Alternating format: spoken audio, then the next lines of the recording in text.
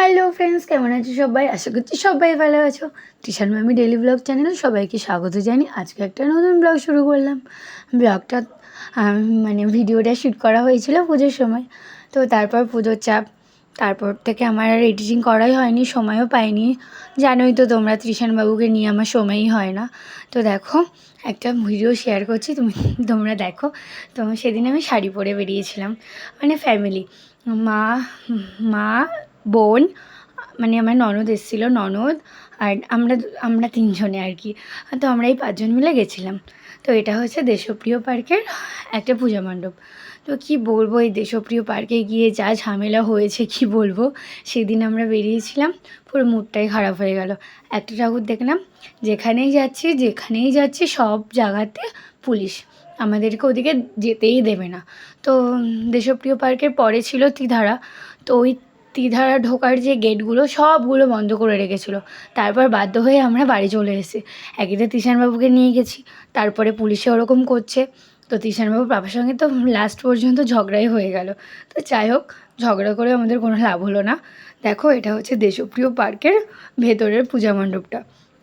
দেখতে কিন্তু দারুণ হয়েছিল, ঠাকুরটাও দারুণ হয়েছিল।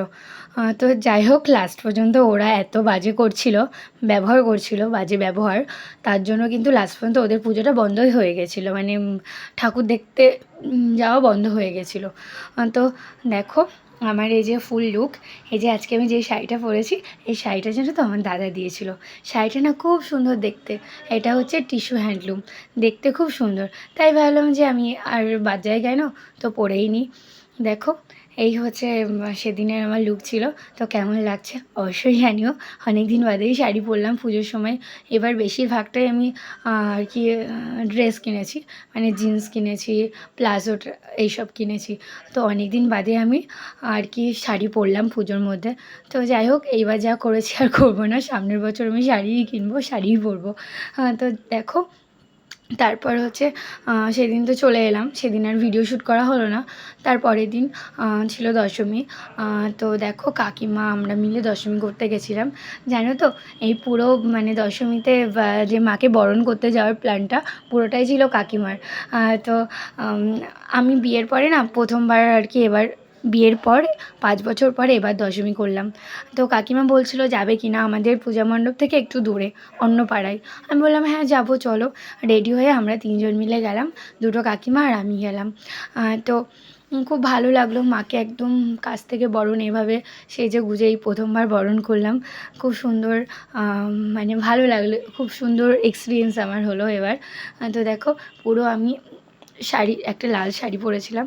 এই শাড়িটা জানো তো আমার বিয়ে সিঁদুরদানের শাড়ি এটা। তো এই শাড়িটা আমার কাছে খুব প্রিয়, সেইভাবে শাড়িটা পরে নিলাম। তো গয়নাও পরে নিলাম।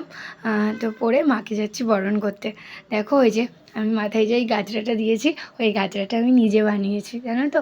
খুব সুন্দর লাগে আমার কোথাও গেলে কোথাও গেলে আর কি, এরকম সুন্দর করে কোনো ফুল দিয়ে গেলে খুব ভালো লাগে আমার। তো এই প্রথমবার বরণ করতে গেলাম, তো ভেবেছিলাম অনেক বড় গাজরা বানাবো, অনেক সুন্দর করে।